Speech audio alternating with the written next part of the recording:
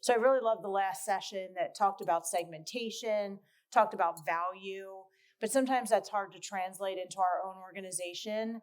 Here, we're going to give some tips of what worked for us, but the idea is to inspire some things that create differentiation in your own org. And it's not just within the product, though obviously that is some of it. And so my favorite part of this presentation is that the idea is not for you to write the notes down of what I share, but what does it inspire you to maybe think about or do differently? The idea here is to help with growth. So it couldn't have been teed up from the last presentation better, highlighting growth. I'm going to brag a little bit.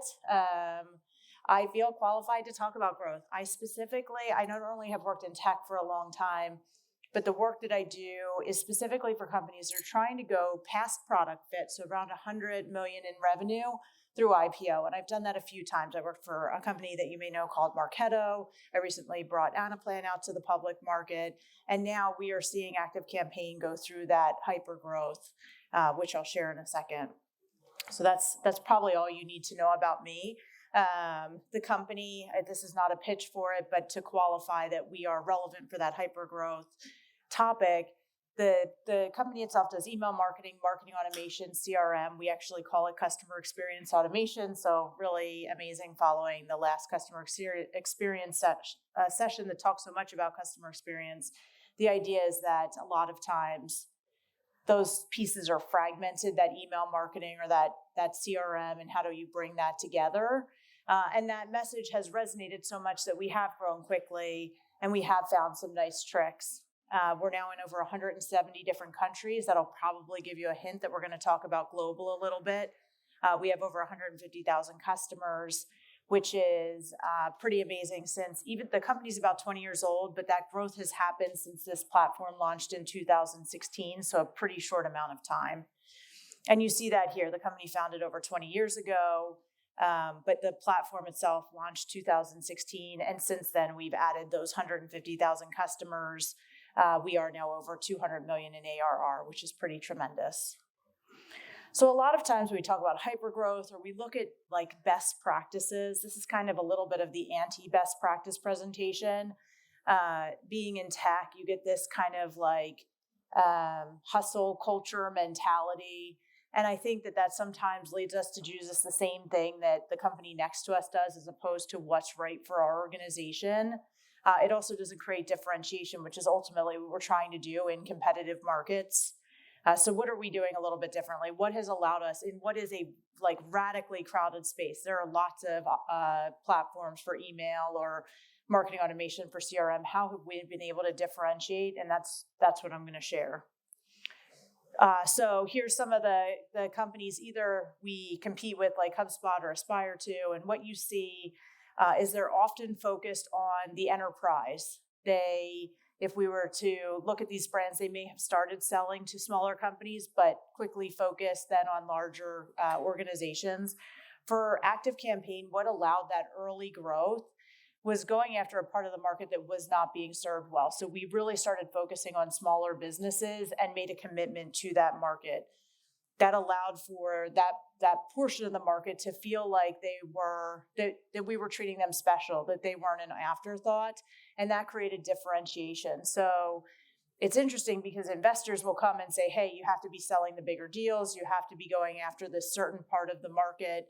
But what really worked for us is doing what everybody else wasn't and carving something out for ourselves.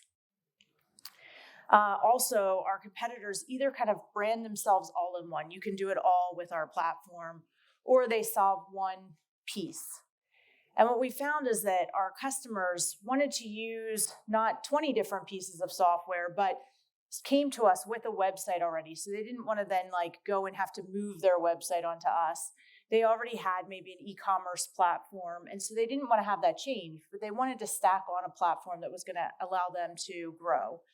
Once they added that on, they potentially wanted to do something with, let's say, a scheduling tool that was unique to their industry.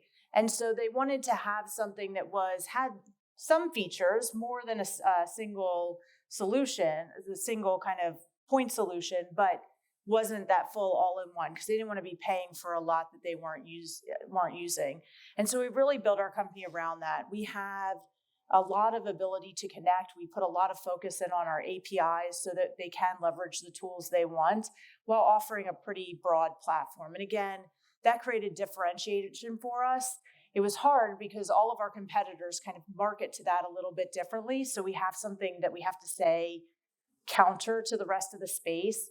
But again, that difference has really paid off for us. Another thing, right now, we see the market is, we saw like the last 6 months, so much about job availability, so many opportunities that were open. But now we've seen Meta just put a freeze on their hiring. We see Uber yesterday put out a big note from their CEO about controlling costs. And what you see is that there's a lot of demand based on short term, right? When you're in the public market, you have to respond to that short term quickly. This company wanted to set it up that we could make decisions over time, that we had the time to build a robust platform, that we could do the things that we wanted to do to make our customers successful. So we really rejected a lot of what we consider vanity metrics.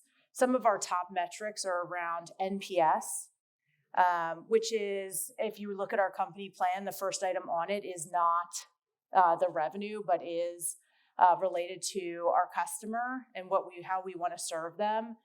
And that has been differentiating for us. That has allowed us to take a little bit of a longer term approach. It's also given us the ability to focus on the roadmap that we want to create, getting to that bigger platform. The early note I made about being in 170 different countries. So over half of our customers are outside of the US. So because we've grown to a certain scale, it does still mean that we have a big part of our business within the US. That has allowed us to have that growth faster. It's also allowed us to serve markets so that our competitors, even when larger, have not gotten to yet. And so that's been a really important part of our mix. ActiveCampaign may be a brand that you have not heard of, but in some countries it would be the leading solution. And that buzz, those customer stories, all of that we've been able to bring back to help our growth here in this crowded market. And so that global market has been critical for us. Beyond that, it's allowed us to not see, a lot of times if you're in tech, the way your company grows is it focuses on growing to other tech companies, or you'll focus on one industry like financial services or healthcare. And then from there, you'll expand out to other industries and then maybe into other regions outside of, if you're a US-based company outside of the US. Us being global so quickly is making it that we are solving for what's going to be needed down the road. So we know today what we're going to need to really play at global scale. It's not that we have to go add that all in later. And so that's been a real advantage for our organization. This just kind of continues into that piece. One of the factors here, reducing risk, I'm going to get to again. The other thing this rapid growth has given us, with this, which this hints to, is broader data sets. So, those companies that focus just on larger customers, because they have fewer, they're not going to be able to look at their data in at least as fast a way, right? We can put something up on our website and see very quickly if it's working, if it's resonating. Whereas if you're focused purely on enterprise, that's going to take more time. Similar with global, we were able to get to more customers faster. That gives us a broader data set. So that's been really important. And again, I love that call out in the last section around like the first thing that he did was look at, do segmentation. And I think that's actually like perfect, because that segmentation, what it gives you is the ability to bring relevancy to your customers. And that relevancy is what's going to have them pay attention every day. Brands that we love, ones we want to hear from, are in our inbox and we just don't get to them. But the more relevant it is, the more timely that message is, the better chance that we have to get to those, our voice to those customers. So I mentioned risk and how being global helped us with risk. And actually, I'm going to tell a story about that. When COVID started to hit in Italy, if you recall, really got hit first. It was the first global market to really see an impact. It kind of followed by New York, that kind of was that first city within the U.S. that had that hit. We had enough customers there that we were able to use what was happening in Italy to model out what was going to then be the impact to our organization 3 months down the road, 6 months down the road. And so again, that global view was really helpful to us. But also in the idea of risk, having a focus on smaller customers has allowed us to not let any customer take our whole roadmap. Often, if you're focused on enterprise, you'll go to sell a really big deal. There'll be some terms in there that says, hey, we'll buy at this price, but you have to deliver this, or you're committing to having this type of uptime, something like that. Early on in the company, our CEO, who is a true visionary, he said, we're not going to sell any customer that's more than 0.5% of our revenue. It does not matter how excited somebody is. We're not willing to do that because that would give them an unfair share of kind of voice across our customers. And that's been really amazing because when we make decisions, I think this year so far, across last year through this year so far, we delivered 320 different ideas that our customers have brought to us through the product. And we wouldn't be able to do that if we were solving for one or two big things based on, our two largest customers or something like that. And so that has kept those 150,000 customers happy as opposed to going after those one or two things. It's allowed us to kind of launch some really cool stuff, some really innovative things, as opposed to being drugged down by a few features that bigger companies need us to build. Another thing is that what I talked about in not trying to do it all ourselves, not trying to be that all-in-one, is it allowed us to be partners with lots of other brands. It meant that I wasn't trying to steal everybody else's business from them. We were focused on what we want to do well, but we partner really well with great brands. You see some of them here, Shopify, Salesforce, Zendesk, brands like Calendly or Unbounce, or just a number of other tools that people may want to plug into with ActiveCampaign. But that also gave us a marketing advantage by not trying to go out and say, we're going to do it all, having too large a scope. We were able to partner with a number of brands. And as these brands have grown, we've been able to grow with them. And so that has been a true advantage. It's also allowed us to bring some focus to some places. We can go into the Shopify ecosystem. We can go into the Salesforce ecosystem and have a really relevant message, as opposed to just going out kind of to everybody and hoping that they pay attention. And so that has been really useful. This is my favorite as we go through these tips. This one is like one thing that has worked for us is like, so I talked about how, we've gotten a lot of control because we haven't kind of done what everybody else has done. We've done it in a thoughtful way. We're not beholden to the public market yet. But sometimes we just want to then use some resources to place some bets. And that has allowed us to create some differentiation. The first one here is by far one of my favorite things our company has done. When looking at the market, not only did we say, hey, there's a lot of competitors up for larger organizations, not a lot for smaller businesses. We also saw that every one of our competitors was charging for services. So the easiest thing to do would match them and charge for services. But instead, we decided to make that a differentiator for us. And so we do free migrations and free implementations for all of our customers.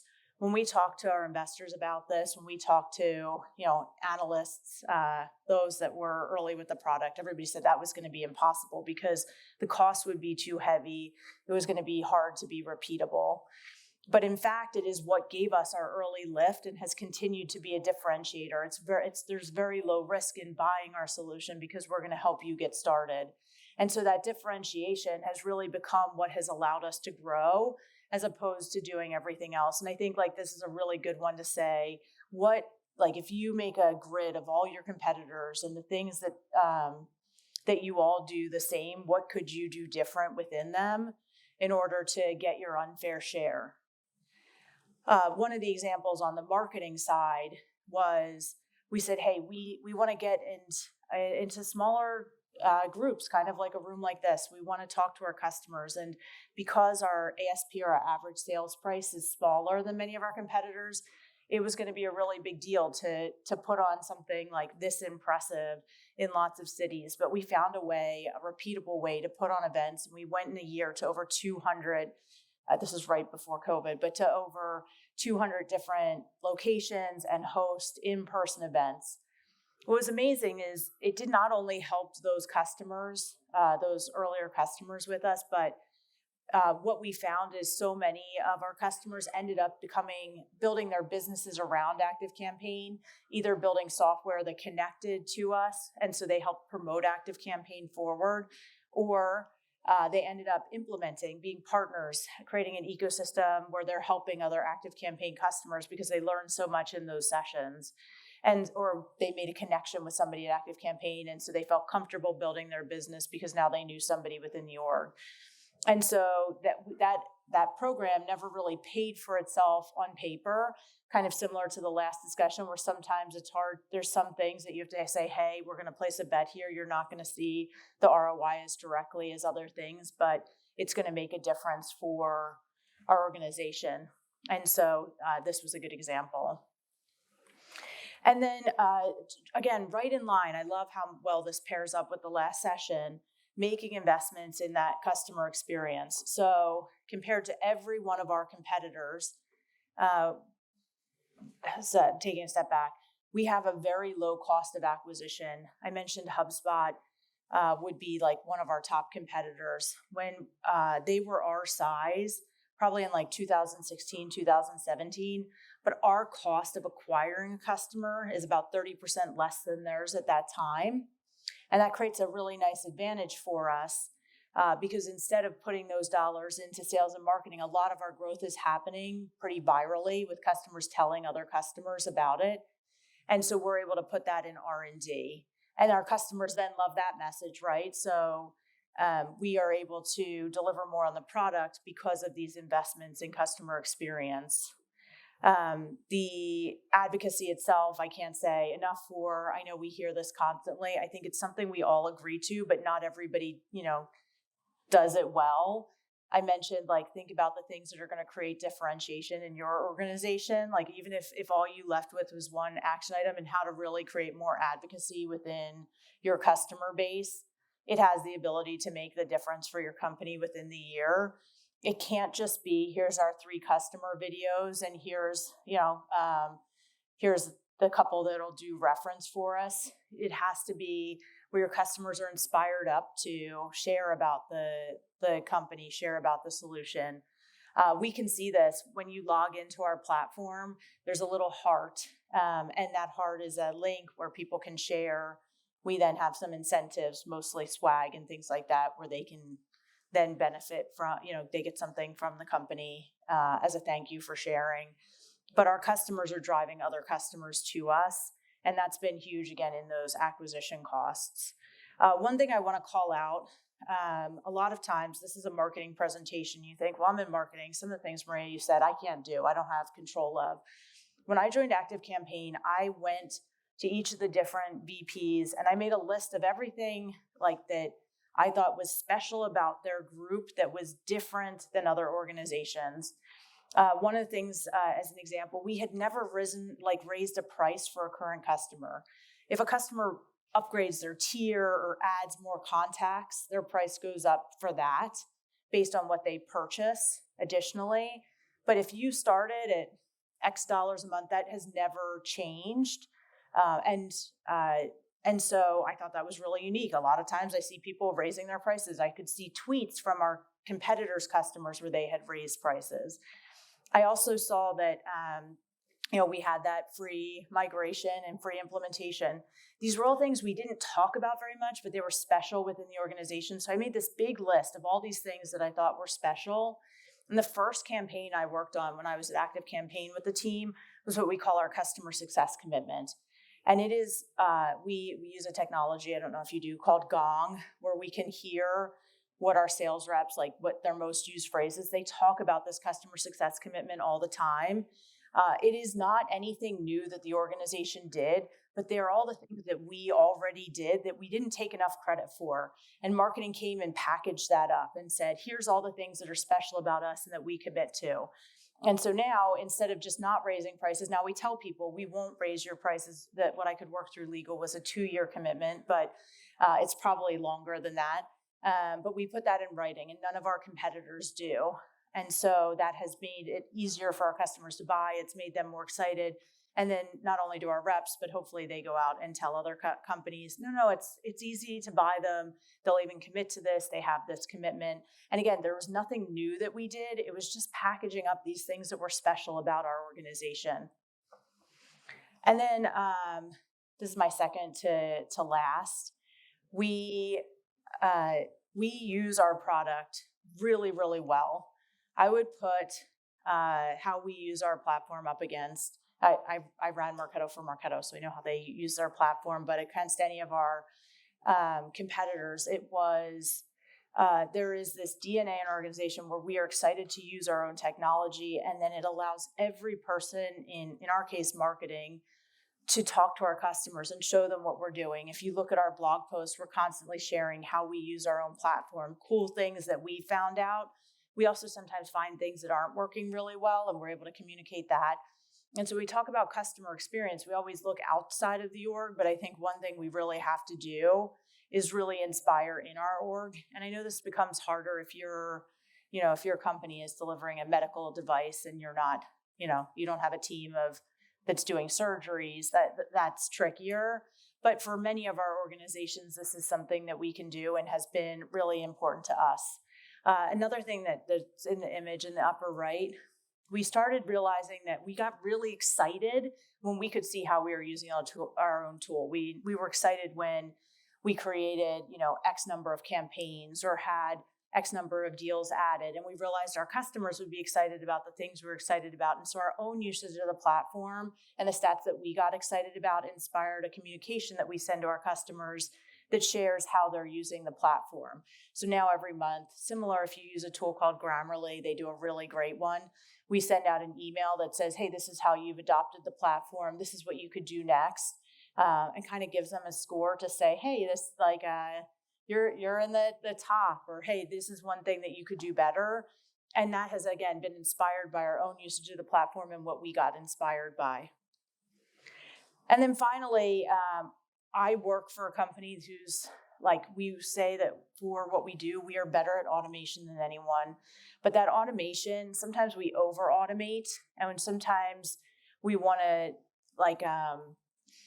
make it that the things that make us special as we get bigger end up being deficient. I think one example that I use all the time, there's nothing that makes me madder. I order a product and I get an email that says, has the details of that purchase, but then it comes from a subject of do not reply. And I may have a question about my order. They may have sent me the wrong confirmation. It may say the wrong name. Now I'm worried it's not going to come to me, but I have to figure out a path to get back. That is over automating to me. We actually commit to our customers and our customer success commitment that we won't have those type of communications because they're so frustrating. So you get all this automation set up right to do these communications, and then you end up doing so much automation that people don't know how to get in touch with you if there's a problem, or even if they're happy and they want to share.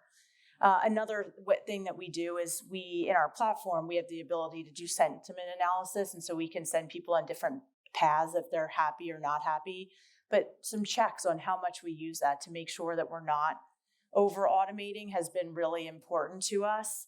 Sometimes, I just, today I was sitting in the back here and I got an email and it was that dreaded dear. And it's you can see they wanted to fill in my name, but they did not fill in my name. I am plagued right now in LinkedIn with communications from recruiters where I can tell they copy pasted because they either have my name wrong or they have the last role wrong.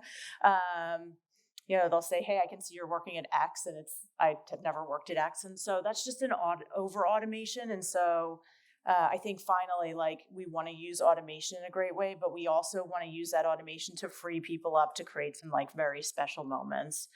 And so again, the idea here, that was the whole presentation. These are all things that we did a little bit different. The request that I'd have or suggestion I'd have is just what can you do that is not in any webinar? What can you do that is not the best practice that is going to create that difference for your organization? That's what I got. I left a couple minutes for questions. Any questions, anyone? No? It is okay if not. I think we're right at time. Okay, not a question, but a comment. This was super interesting for me. In Australia, watching the APAC ActiveCampaign team grow, we went from having one rep to having like a team of different people, and we saw that team grow, but I hadn't seen any of this detail. So it's super interesting. That must have been a really growing region for you. Australia is definitely amazing for us, taking like what we're learning though and saying, how do we then apply that to other regions? Yeah. Australia is an exciting one for us because it's English speaking. And one of the things that we've made a mistake with when we go to other countries is we really pay a lot of attention to the ones that are in a different language, but then we treat everything that's English speaking the same. And we have some lessons learned that way where that has not worked for us, where you can't just say, hey, all English speaking is the same. It is what we need to do for digital optimization, what we need to do for localization is just as different for Australia almost as it is for France. And I think also just making it a priority to have people on the ground, have customer success as a focus was a big differentiator for us as an agency, knowing that we could run co-branded events or that we had people there to call on. We had lots of other tech platforms come in, supposedly, hitting the APAC market, but not actually having people on the ground. And, trying to coordinate time zones and all that sort of thing was tough. So, yeah. Yeah, I just can't, like whatever you're doing, how you create that differentiation. Again, I love the starting with segmentation because you have to know what you're differentiating for. But so often marketers are doing great marketing, but it just it's not going to stand out from everybody else. And we all watch the same webinars or sit at the same events. And so don't write down any of my ideas, but come up with your own that are different. Yep. Excellent. Thanks so much, Maria. Thank you.